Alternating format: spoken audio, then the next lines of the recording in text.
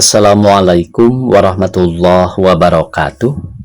Pamirsa subscriber YouTube Mang Cecep Gorbacep anu satia satu humanco di mana wae ayana. Dina danget ayeuna urang neraskeun hanca carpon tina majalah Mangle tahun 1863 nomor 68. Carpon anu baris kapidangkeun dina danget ayeuna nyaeta tina kolom ieu teh pamirsa tina kolom pangalaman para mitra. Judul anu kahiji dicukur ku pamajikan dianggeuskeun ku mitoha. Sumangga supados teu nyang kolong ting kana waktos. Wilujeng ngadangukeun.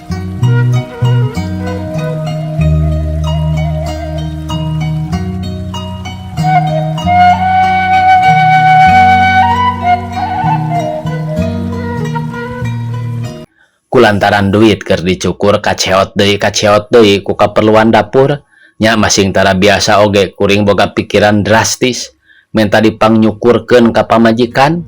Mimitina mah manehna agag-agagan tapi ku kuring terus dihatean sangkandaekeun. Gancangna di jero imah geus pasang kursi ge kuring diuk tuluy diharudum ku taplak meja meuni jiga di tukang cukur biasa bae. Pamajikan mimiti ngaguntingan buuk kuring ti beulah kenca, hati-hati pisan make disisiran sagala meureun pada sok nenjo ketakna tukang cukur. Tah lebah dieu aya kembang-kembang nasial teh. Di luar aya nu ngetrokan panto bari pupuntenan. Bakat ning era sieun katohyan berbat kuring lumpat ka kamar tidur tuluy ngadedempes bari ngadedengekeun sora semah. Mana horeng ki semah teh mitoha pisan deui. Leuh, atuh kuring beuki reuwas. Tapi masing kalah kumaha oge, kuring kudu nepungan. Piraku ka mitoha nepi ka teu nembongkeun ka sono teh. Geus kacipta, yen lamun nembongan kuring bakal disaleungseurikeun. Tapi lah haola ceuk hate.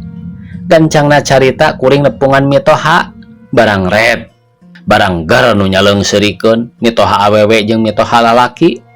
Sanggeus waregen pok mitoha lalaki nyarita, karunya teuing eta dicukur meuni ku awewe cing ku bapa urang tuluykeun. Nya terus bae kuring diuk cara tadi pindah tangan ayeuna mah gunting teh ti pamajikan ka mitoha. Gancangna carita anggeus weh tuluy ngeunteung lumayan dibandingkeun jeung bebeunangan tukang cukur ODB mah ceuk hate. Duh bukan naon ieu nya istilah ODB ya. Mangga ka pamirsa anu uninga naon cenah ieu ODB. Istilah ODB dina tahun 1863 sanes OKB nya. OKB mah orang kaya baru ieu mah ODB. Mangga urang teraskeun ngan isukna basa kuring ka kantor rame pada nyaleungseurikeun cukuran model mana majarkeun teh. Sadatangna ka imah gancang kuring ngeunteung deui. Imet ayeuna mah ti tukangna oge dienteungan bedeuel. Mana horeng di tukangna mah pikasediheun nu sabelah alus bebeunangan mitoha teh ari nu sabelah deui badis kawasirah budak rodek totorombolan tapak guntingna nyaeta bebeunangan pamajikan. Jigana eueuh jalan nu leuwih alus pikeun ngahadean sirah nu geus gagal iwal ti kudu digundulan sakalian. Drastis deui bae kuring digundulan menang 2 bulan mah kamana teh terus bae dipepeci sanajan teu biasa oge. Da teu biasa dugu lenang. Tamat cenah ieu pamirsa. Sutisna SKN Sumedang. Judul anu saterasna nyaeta Nyalahan Nyarekan. Ari ingat kana kajadian harita komo mun papanggih jeung Mang Mangsur sok hayang seuri ingat kana lalampahan pamajikanana. Caritana kieu di sadesa eta mah Mang Mansur teh geus kasohor tukang ngigelan ronggeng domret. Nyaeta sabangsa ketuk 3 di mana bae aya domret kumanehna mah disusul tara nepi ka mogogan. Sugan ki gung mret celok bae Mang Mansur mah. Nyaeta di mana gung domret manehna geus celok. Unggal balik ka imahna ari tas ngegelan domret Mang Mansur mindeng hoghag jeung pamajikanana. Kalumaneun tayohna pamajikanana ge. Kabeneran dina hiji peuting teu jauh ti Mang Mansur aya raramean Di antarana aya domret karesep Mang Mansur teh. Kuring ge harita lalajo resep nejo nu ngepyak ngarigal jeung ronggeng ngurilingan obor nu aya di tengah pakalangan. Ngan sisinarieun Mang Mansur harita beteu katenjo asa aneh cek hate. Apan biasana mah jauh-jauh ge disusul ari sanggeus ulak ilik bet geuning Mang Mansur teh aya-ayana mah ngan teu milu ngigel gawenangan molohok bae bari cingogo di sisi pakalangan. Kunaon ieu Mang Mansur cek hate. Kakara ge anggeus boga pikiran kitu ari ret ka beulah wetan bet aya pamajikanana ngabadega matak pik kagilaeun bari ngongong kain budakna. Oh, paingan aya musuhna cek hate. Tah teu lila ti harita nah ana suruntul teh pamajikan Mang Mansur asup ka pakalangan tuluy ngajiwir salah saurang nu keur ngiglan ronggeng. Bari ngecagkeun budakna manehna nyorongot, "Mansur, tah anak sia aing mah bosen neulesia kikituan teh. Nu ngigel eureun." Ret kanu ngajiwir teu puguh-puguh, ari diteges-teges yeuh horeng nu dijiwir teh lain salakina geuning. Gancang manehna ngajewang anakna, leos indit tinggalkeun pakalangan gagancangan. Nu lalajo puguh bae sadeuri mah tina teu nyangka bakal aya kajadian kitu. Teu lila jung Mang Mansur nangtung tuluy nyampeurkeun ka kuring heg ngaharewos pokna. Ayeuna bagian emang asup ka pakalangan lantaran nurek ngajiwirna geus mabur. Tidinya rampayak Mang Mansur ngigelan ronggeng bangun nikmateuna keur tamat cenah ieu pamirsa. Emsan Bustom Jalan Niaga 30D Karawang. Judul anu saterasna nyaeta Mayar Bujur. Tungak tinggal eueuh batur waktu kuring rek ka Cirebon teh pas nyaba ti Bandung bari ngadagoan beus lantrak lintrik heula. Kabeneran geuning aya hiji mojang cukup lah rupana mah nu cenah rek ka Cirebon lain ge lalaki mun teu atoh dibarengan ku mojang lenjang cara manehna cek hate mangkaning perjalanan Bandung Cirebon.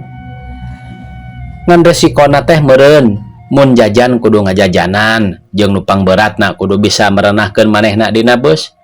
Mangkaning pajamanan ayeuna lamun tu gelut-gelut teh hamo bae moal kabawa. Tapi sanajan kitu angkanan teh rek usaha sakedah pola supaya manehna kabawa kana beus barang jeung kuring.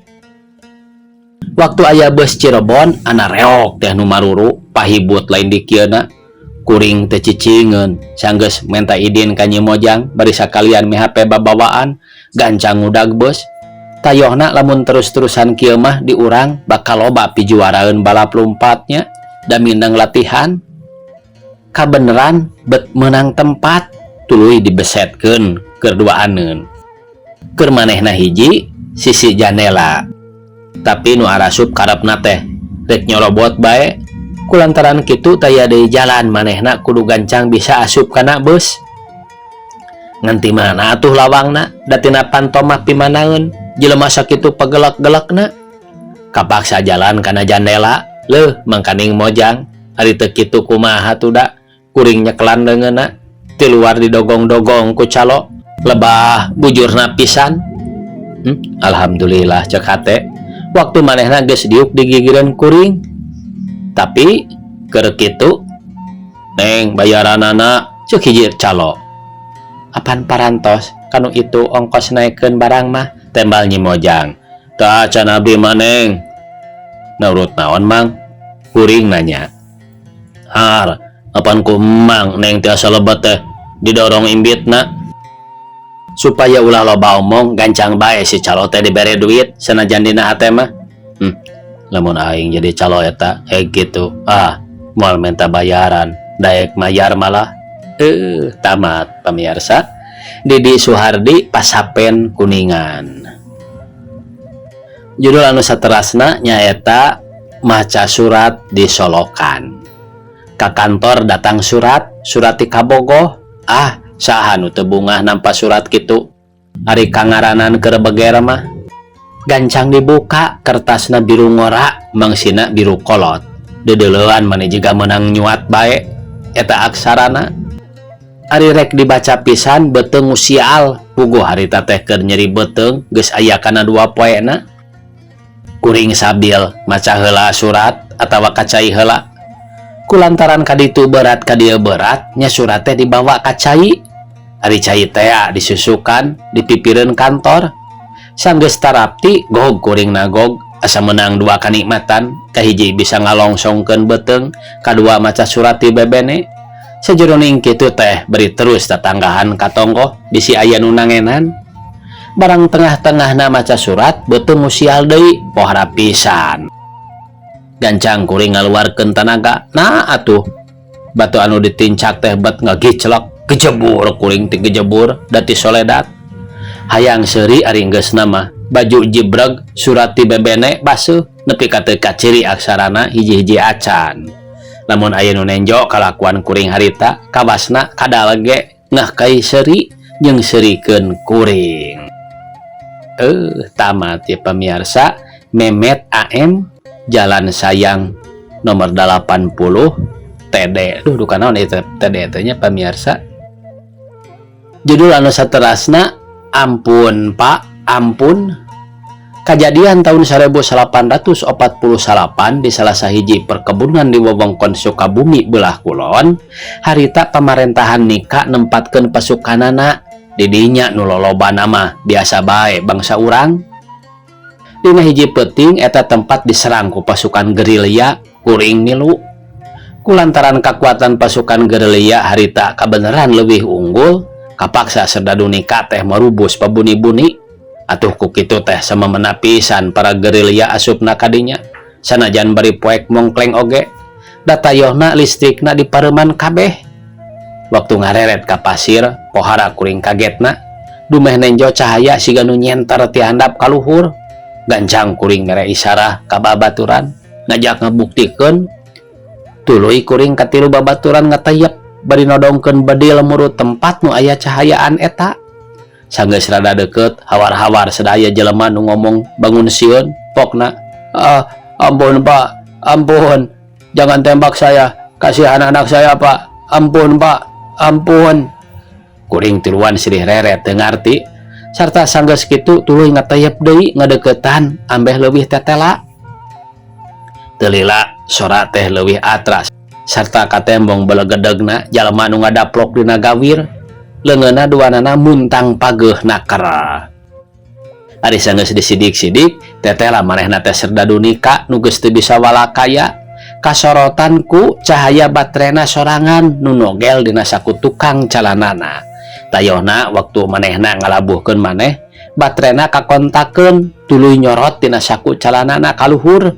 Disangkana cahaya batere di gerilya meureun nu matak ampun-ampunan oge. Dasar perbawasieun. Tamat cenah ieu pamirsa. A. Sukardi, Jalan Udin nomor 22, Cikaso, Bandung. Sakitu anu tiasa kapihatur. Wassalamualaikum warahmatullahi wabarakatuh.